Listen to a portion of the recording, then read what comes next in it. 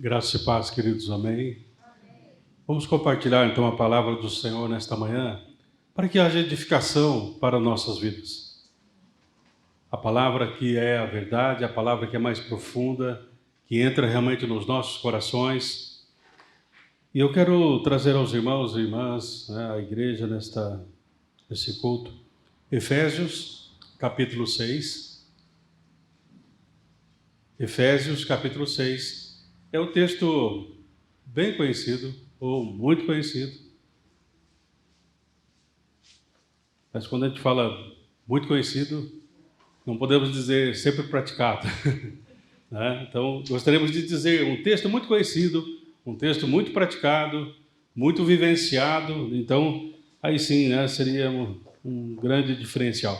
Mas a partir do versículo 10, capítulo 6, a partir do versículo 10 até o versículo 14, diz: quanto ao mais, sede fortalecidos no Senhor e na força do seu poder.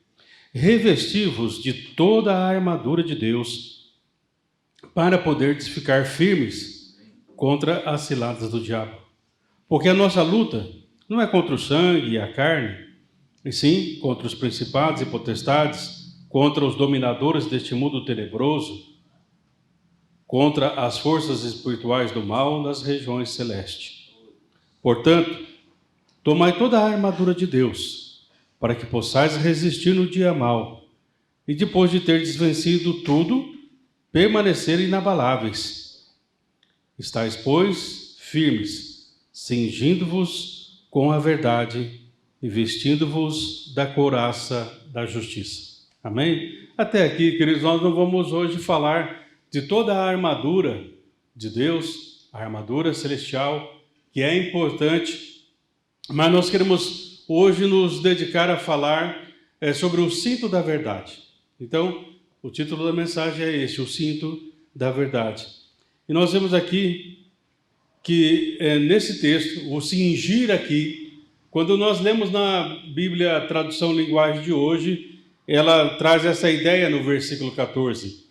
Usem a verdade como um cinturão, ou usem a verdade como um cinto. Esse texto, queridos, do capítulo 6 aqui, quando fala da armadura celestial, primeiro ele nos apresenta assim uma ideia de que nós estamos vivendo momentos de guerra. Momentos onde se trava uma guerra espiritual todos os dias. Então nós precisamos estar atentos. Paulo está chamando a atenção da igreja de que há realmente uma dimensão sobrenatural.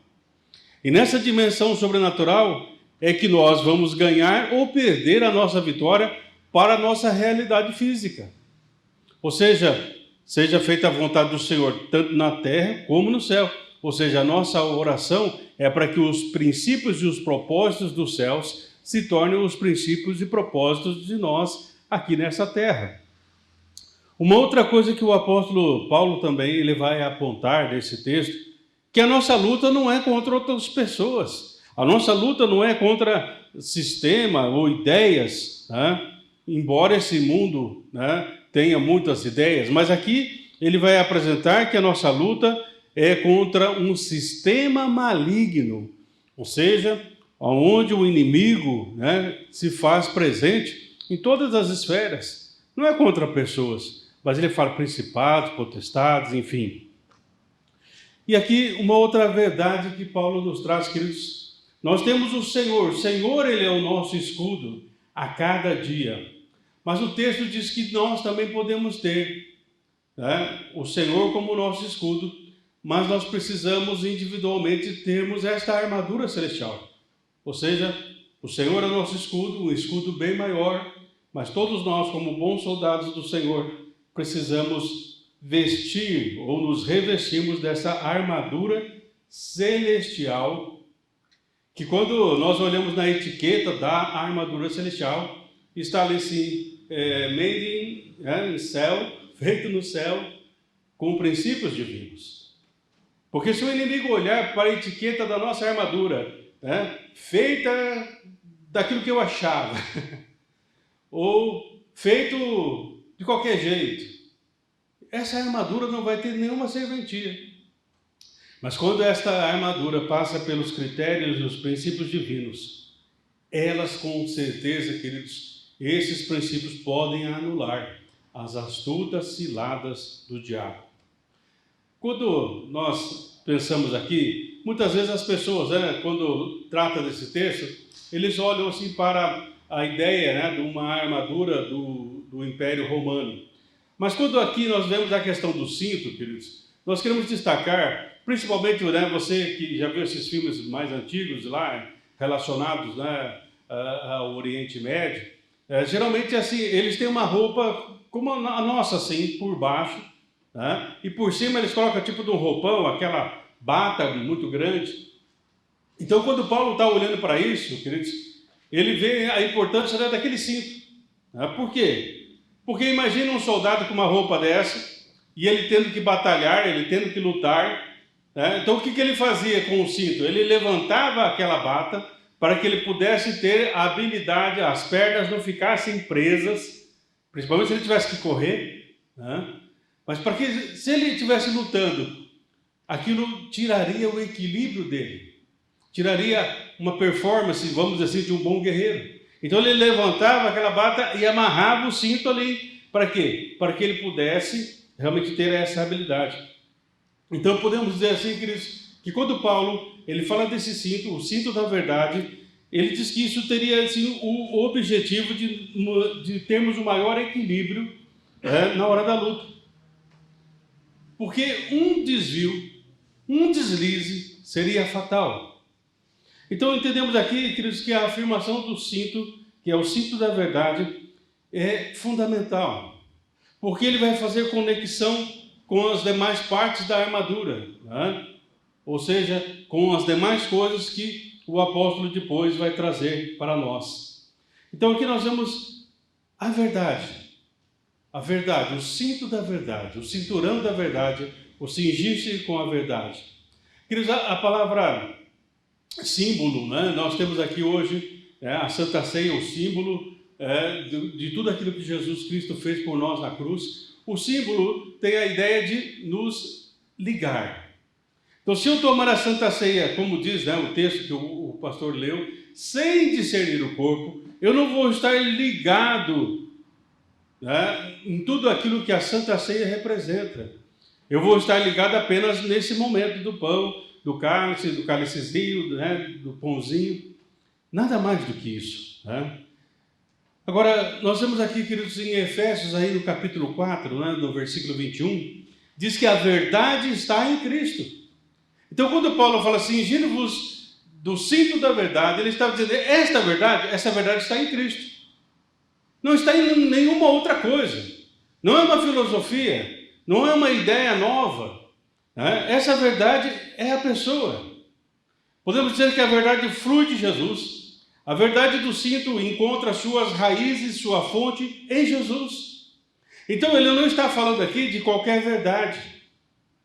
Embora Paulo está utilizando aqui, como eu disse, ele pode a ideia da armadura romana, mas ele vai muito mais além. Ele enxerga em Cristo o cumprimento da profecia de Isaías. Há um texto no livro de Isaías, lá no capítulo 59, os versículos 15 e 17, eu gostaria de ler para que você pudesse então perceber isso. Então, primeira coisa, no capítulo 59, o versículo 15 diz: não se acha a verdade em parte alguma, e quem evita o mal é vítima de saque. Olhou o Senhor e indignou-se com a falta de justiça. Então, a primeira coisa aqui no texto fala assim que não se encontrou a verdade. E embora naquela época de Isaías já havia tantas coisas escritas, tantos ensinamentos, mas a verdade aqui, que é Cristo, não havia ainda se manifestado. E aí, então no versículo 16 diz: ele viu que não houve ninguém, admirou-se porque ninguém intercedeu, então o seu braço lhe trouxe o livramento, e a sua justiça deu-lhe apoio.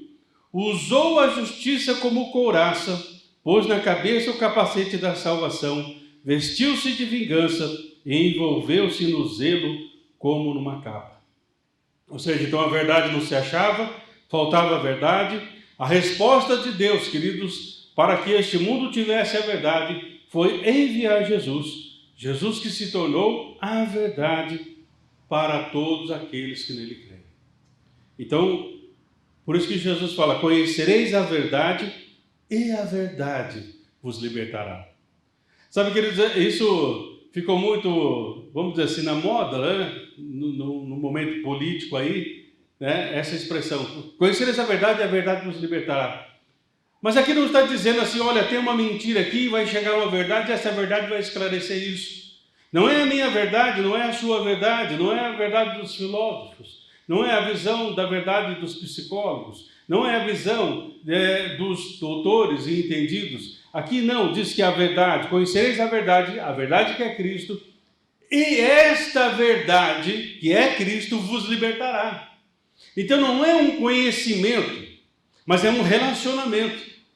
Porque conhecereis a verdade, e a verdade vai trabalhar na sua vida e transformar a sua vida. Quando Jesus está falando isso, queridos, os fariseus, eles falam assim, mas nunca fomos escravos, como vamos ser livres? E aí então, queridos, por isso que a verdade é Cristo. Porque quando Jesus fala que conhecereis a verdade e a verdade vos libertará, ele não está falando assim, existe uma mentira, vai vir uma verdade que vai esclarecer isso. Ele está dizendo, todo aquele que peca é escravo do pecado. Então essa verdade, a única verdade que pode nos libertar da escravidão do pecado é Jesus. Esta é a verdade. Mas não basta eu saber que Jesus pode me libertar do pecado, eu tenho que me entregar a Ele, permitir que Ele trabalhe na minha vida, e aí sim, essa verdade que é Cristo me libertará do poder do pecado. E aí então, nesse texto, que é o capítulo 8 de João, ele diz no versículo 36, se o Filho vos libertar, verdadeiramente sereis livres. Então, queridos, o cinto da verdade vai nos trazer essa dimensão da realidade de Deus. Porque muitas vezes nós ficamos pensando nas coisas como se fosse uma verdade ideológica. Não, é um relacionamento com a pessoa de Cristo. Porque tem muitas ideias ou muitas verdades por aí, queridos. Por isso que a Bíblia diz, há caminhos que ao homem parece ser bom, mas o fim é a morte. Então não é a minha verdade, não é a sua verdade, não é a verdade da igreja A, B, C ou D. A verdade é Cristo. E eu tenho que me cingir, eu tenho que me envolver totalmente com Cristo, para que eu possa ter equilíbrio, habilidade para enfrentar as batalhas da vida. Senão eu serei tragado pelas circunstâncias. Por isso o salmista diz, se o Senhor não tivesse ao nosso lado, nós seremos engolidos vivos. Mas por que não somos? Porque nós estamos nos cingindo com a verdade, e a verdade é Cristo.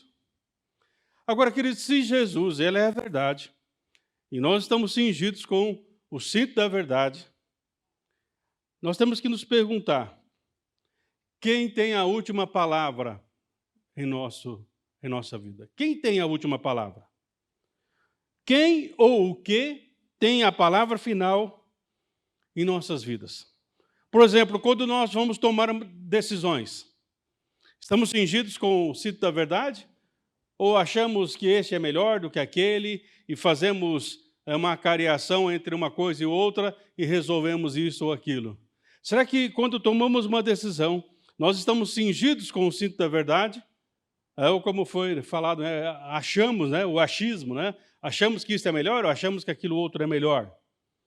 Quando nós conduzimos os nossos relacionamentos, relacionamento na família, relacionamento conjugal, relacionamento com filhos, relacionamento no trabalho, enfim, todos os nossos relacionamentos estão cingidos com o cinto da verdade? Eu creio que não, queridos, porque senão não haveria tantas diferenças, tantos problemas, tantas coisinhas e picuinhas que acontecem por aí. Por quê? Porque as pessoas não se cingem com o cinto da verdade e perdem o equilíbrio nos seus relacionamentos. Quem ou o que, é a base da nossa fé, do louvor, da adoração. Qual que é a base? Estamos nos cingindo com realmente o cinto da verdade? Então, isso vai dar base para a nossa fé, para o nosso louvor, para a nossa adoração. Mas, infelizmente, hoje muitos se cingem com o cinto dos sentimentos. Ou seja, eu faço o que eu quero. Ou eu faço o que os outros querem que eu faça. Ou eu vou para a cultura, né? Faço o que esteja de acordo com a maneira, com o mundo, com o sistema, porque eu não quero ser taxado de intolerante. Será que não estamos fazendo o que é mais fácil, o que talvez não cause menos problemas? Mas precisamos nos cingir, queridos, com o cinto da verdade. E para eu me cingir, eu usar esse cinturão da verdade, queridos, quem tem sido Jesus na minha vida? Eu tenho que responder isso. Qual a diferença que Jesus Cristo faz na minha vida? Ele tem a última palavra? É a verdade definitiva para o nosso viver, e isto basta. Jesus é a verdade absoluta, e isto basta. Por exemplo, quando eu leio lá no livro de Hebreus, o escritor diz assim, pela fé entendemos que o mundo foi criado, pronto. Que Deus criou esse universo, pronto. Ele não entra em conjecturas, ele crê que essa verdade, desde o livro de Gênesis, que Deus criou os céus e terra, para ele basta. Agora, mas muitas vezes nós não nos cingimos com o cinto da verdade, e como eu disse, ou é pelo cinto das emoções, ou é o que os outros dizem, ou vamos pelo o que a cultura acha que é melhor. Mas tome cuidado, né? Muitas vezes a nossa cultura ela está trabalhando dessa forma. Primeiro, vamos mudar a nossa forma de falar. Meniniques daqui, meniniques dali, é a linguagem binária. Vamos mudar o jeito de falar. Depois, mudando o jeito de falar, muda-se o jeito de pensar. Mudando-se o jeito de pensar, muda-se realmente a nossa conduta. Perceba, irmãos, as astutas ciladas do diabo começam mudando a linguagem para mudar o pensamento e, mudando o pensamento, mudar a conduta. Jesus, ele é a luz, queridos, que se manifesta como uma verdade libertadora em nossas vidas. Mesmo que nós vivamos num sistema em que quer nos aprisionar com os cintos da vaidade, desejos, coisas puramente viscerais, carnais, será que eu estou me cingindo da verdade, da luz que é Cristo? A resposta, queridos, sobre quem tem a última palavra na nossa vida vai revelar se nós estamos usando o genuíno cinto da verdade, que passou, como eu disse, pelo critério divino. Não é formado por conjecturas emocionais, que é desprovido de uma racionalidade, de uma mente que não foi transformada pela graça. Cuidado, queridos, porque muitas vezes nós estamos ouvindo certas ideias de mentes que não foram transformadas pela graça. São cintos, como eu disse, das suas próprias vaidades, dos seus próprios desejos, coisas viscerais, puramente carnais. Cuidado. Agora, queridos, se nós estamos com o cinto da verdade, a verdade é Cristo. Ele tem que ter a última palavra. Então, a palavra de Deus tem que ser aquele que vai me conduzir. Perceba, o Senhor mudou a nossa forma de falar. Nós agora falamos a linguagem do reino de Deus, começamos a pensar nas coisas do alto e agora nós precisamos agir como cidadãos dos céus. Então não adianta dizermos que Cristo tem a última palavra em nossas vidas se nós continuamos a seguir os nossos próprios sentimentos e desejos. Infelizmente, amados, nós somos capazes, perceba isso, infelizmente nós somos capazes de enganar a nós mesmos. Não vou entrar em enganar os outros, nós enganamos a nós mesmos. Porque nós vamos criando certas conjecturas, vamos tentando fazer um emaranhado de ideias para tentar, muitas vezes, justificar o injustificável, explicar o inexplicável. Então, enganados, né? E aí, então, quando eu estava meditando sobre isso, querido, me veio um livro antigo de um autor chamado Gregory Hill, que tem esse título, Enganado Eu, né, com um ponto de interrogação. Enganado eu? Porque ele vai, num certo momento, ele vai conversar com alguém e ele vai apresentar um problema e aí eu não vou dar o spoiler do livro, se você quiser, você compra o livro ou baixa aí na internet que tem. Aí ele começa a falar, então, de repente a pessoa fala assim, você está errado.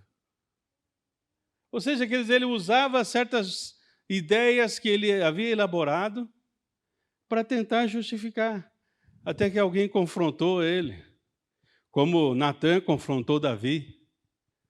Falou, você está errado. Sabe, queridos, nós precisamos pensar nisso. Né? Pense assim, queridos, diante das conjecturas da vida, diante das coisas que nós vivemos, né? Diante dos problemas que muitas vezes nós enfrentamos, você já pensou que o errado pode ser você? Não, eu não. É difícil, queridos, mas infelizmente nós temos a capacidade de enganarmos a nós mesmos.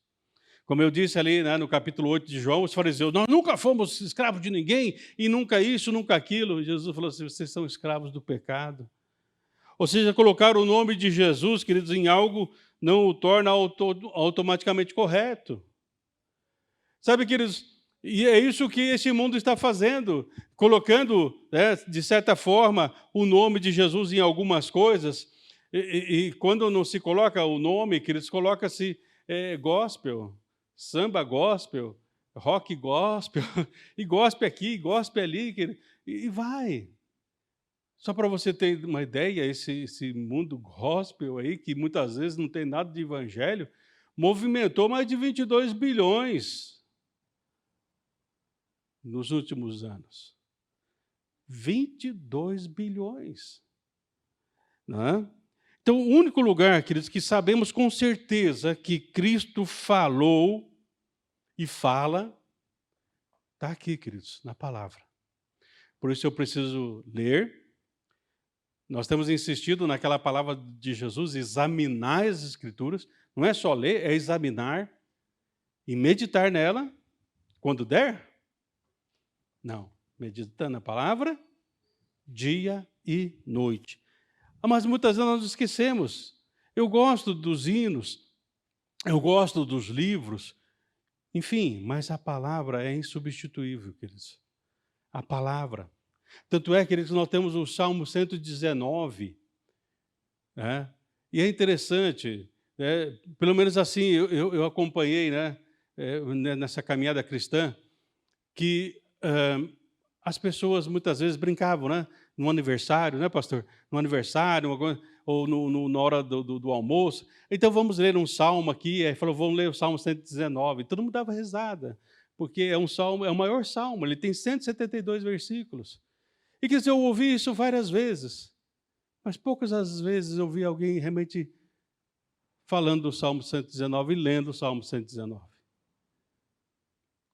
E por isso, queridos, cada um dessas 22 partes do Salmo 119, elas vão dar ênfase na importância da palavra de Deus. Ali você vai encontrar palavra, preceito, princípios, enfim, 8 designações ou sinônimos para essa ideia, a palavra de Deus, com P maiúsculo. Não é uma palavrinha qualquer, mas a palavra de Deus. E a cada dia, queridos, nós temos que conferir se estamos usando o cinto genuíno, né, de maneira correta. Examinando a palavra. Até esses dias, né, nós tínhamos uma reunião, né, toda terça-feira, né, tem uma reunião no Ministério Pastoral, o pastor foi ler um texto, eu falei, deixa eu ver na minha Bíblia se é assim mesmo.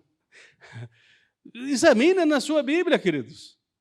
Não vai, eu estou aqui falando, muitas vezes o pastor Eduardo está falando, ou outro pregador fala, veja na Bíblia, olhe na Bíblia. E aí, queridos, nós temos que, para termos o genuíno cinto, nós precisamos passar pelo teste do Evangelho. Se nós estamos vivendo realmente de uma maneira que Cristo tem a última palavra em nossa vida. Então, o Evangelho ele tem que se tornar nosso orientador. E é Ele, a palavra de Deus, vai nos fazer ver a verdade. O crivo, né, ou o teste do Evangelho, queridos, primeira coisa, nós honramos a Cristo como Senhor. Ele é o Senhor. Essa verdade, queridos, nos protege do desespero e da desesperança ao confiarmos em Cristo. Ou seja, nós estamos passando por lutas, sim. Nós estamos passando por pandemia, nós estamos passando. Queridos, nós vamos passar ainda por muitas outras coisas, eu sei lá. Mas se eu tenho Jesus como meu Senhor, ou seja, queridos, todas as coisas para chegar a mim primeiro passa pelo Senhor. Ou pela vontade do Senhor acontecem coisas na minha vida, ou pela permissão do Senhor acontecem coisas na minha vida, como aconteceu na vida de Jó. Não era a vontade do Senhor, mas foi uma permissão do Senhor. Queridos, então, esse cinto da verdade que eu estou cingido aqui, honra a Cristo como Senhor. Temos o reconhecimento de que Deus está no controle, providencialmente. Ou seja, Ele está no controle e providencialmente Ele vai trazer as coisas para nós, no momento certo, na hora certa. Nós temos, amados, a ideia de que realmente estamos debaixo do controle do Senhor. Se nós entendemos, queridos, que todo o universo, incluindo o mundo físico, o mundo espiritual, Ele é o Senhor de todas as coisas. Sabe, queridos, nós precisamos nos cingir com o cinto da verdade. Só para você ter uma ideia, queridos, eu creio que você já ouviu, né, muitas vezes pessoas dizer assim, nenhuma folha da árvore se move, né, sem o querer do Senhor, né? Se você procurar na Bíblia, você não vai encontrar isso. Mas isso é um princípio. Mas não está na Bíblia. Você quer saber onde está? Para você ver a importância de nós conhecermos a verdade? Esse princípio, queridos, ele está no Alcorão. Quando Maomé, ali na sexta súrata, no verso 59, ele diz, Ele sabe o que há na terra e no mar. E não cai uma folha sem que ele disso tenha ciência. Sabe, queridos, o Alcorão, né, quando Maomé escreveu isso aí, eu creio que ele tem uma percepção de que Deus realmente é o Senhor do universo. Queridos, se até Maomé está vendo isso, será que nós não vemos isso? Que Jesus precisa ser o Senhor absoluto da nossa vida? E que nenhuma folha, então, se nenhuma folha... Ou como diz outro texto, né, que o Senhor conhece cada fio de cabelo que cai da nossa cabeça. Eu já parei de dar problema para Deus há muito tempo, Ele não precisa contar os meus fios. Né? O irmão ali também, né, irmão? Nós já paramos de dar problema para Deus. Né? Então, queridos, se até essas mínimas coisas que Deus conhece, será que Ele não vai conhecer a tua dor, o teu problema, a tua luta? Conhece. Agora, queridos, não é que Deus... Será que Deus conhece por aquilo que eu estou passando? Será que eu conheço o Deus que está comigo mesmo quando eu não o vejo? Então, queridos, o teste do Evangelho vai nos levar realmente a honrar a Cristo como Senhor da nossa vida. A segunda coisa, querido, do teste do Evangelho é que esse cinto da verdade vai me libertar do poder, do domínio do pecado. E aí, então, nós vamos realmente viver uma vida muito melhor, muito mais prazerosa. Ali no livro de Hebreus, queridos, no capítulo 12, eu gostaria de ler com você esse texto. No capítulo 12 do livro de Hebreus, os versículos de 1 a 4, diz assim a palavra do Senhor, queridos. Quando nos cingimos do cinto da verdade, queridos, nós vamos ter esta vitória do Senhor na nossa vida. Veja no capítulo 12, a partir do 1. Portanto, também, nós, visto que temos a rodear-nos tão grande nuvem de testemunhas, desembaraçando-nos de todo o peso e do pecado que tenazmente nos assedia, corramos com perseverança a carreira que nos está proposta, olhando firmemente para o autor e consumador da nossa fé, Jesus, o qual, na troca da alegria que estava proposta, suportou a cruz, não fazendo caso da ignomia, e está assentado à destra do trono de Deus. Considerai, pois, atentamente aquele que suportou tamanha oposição dos pecados contra si mesmo, para que não vos fatigueis desmaiando na vossa alma. Ou seja, amados, quando o pecado ele vai tomando conta, a pessoa vai desmaiando, desfalecendo, enfraquecendo na sua alma. Mas através, queridos, do cinto da verdade, conhecerei a verdade vos libertará. Ou seja, o Senhor vai nos dar poder para resistirmos ao domínio. O pecado não reinará em vós, não terá mais domínio sobre vós. Embora o pecado ainda venha, mas ele vai ser algo assim aleatório, não vai ser algo que vai nos dominar, porque a partir do momento que nós pecarmos, vamos confessar, e pecado confessado é pecado perdoado. Queridos, o teste do Evangelho do cinto da verdade também é o aumento do nosso amor e louvor para com o Senhor. Será que a cada dia, queridos, o nosso louvor, o nosso amor, a nossa dedicação para o Senhor tem aumentado? Ou será que a cada dia parece que as pessoas vão se esfriando? Alguém escreveu assim: será que outras pessoas amarão e louvarão a Deus através do que fazemos, do que dizemos? Será que o que eu estou falando e o que eu estou fazendo impacta a vida de uma outra pessoa, que a pessoa diz: eu também quero andar dessa maneira, eu também quero louvar a Deus dessa forma? E por fim, queridos, quando nós temos o cinto da verdade, somos fortalecidos na fé. Ou seja, os sentimentos eles virão, mas não irão nos dominar. Nós deixaremos de perder tempo com outras coisas. Nós vamos investir tempo, perceba isso, investir tempo na oração, nós vamos investir tempo na meditação da palavra de Deus. Nós vamos orar, queridos, até o ponto de haver uma harmonia entre a vontade soberana do Senhor e a nossa vontade. Esses 4 princípios, queridos, nos mostrarão se estamos usando o cinto da verdade, trazendo equilíbrio para nossas vidas.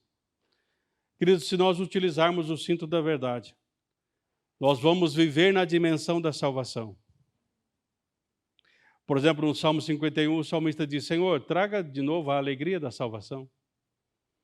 Mas nós somos salvos, mas perdemos a alegria. Mas se você é salvo, você tem que ter uma alegria constante. Por isso que Paulo fala entristecido, mas sempre alegre. Por quê? Porque ele vive na dimensão da salvação. Nós vamos tratar, queridos, trataremos com valores eternos e não transitórios. Ou seja, nós temos os valores transitórios, que tudo o mais aqui é transitório, toda essa vida aqui é transitória. Mas nós, quando temos o cinto da verdade, nós estamos tratando com valores eternos. Como falei, teremos vitória sobre o pecado. E em Cristo Jesus, queridos, nós seremos mais do que vencedores. Sobre o diabo, sobre a morte, sobre a carne, enfim, como todas as coisas. Sabe, queridos, quando você vai fazer uma viagem, né, de avião, aí tem um aeromoça. Uma das coisas que eles orientam: utilizem o cinto de segurança durante todo o voo. Utilizem o cinto de segurança durante todo o voo.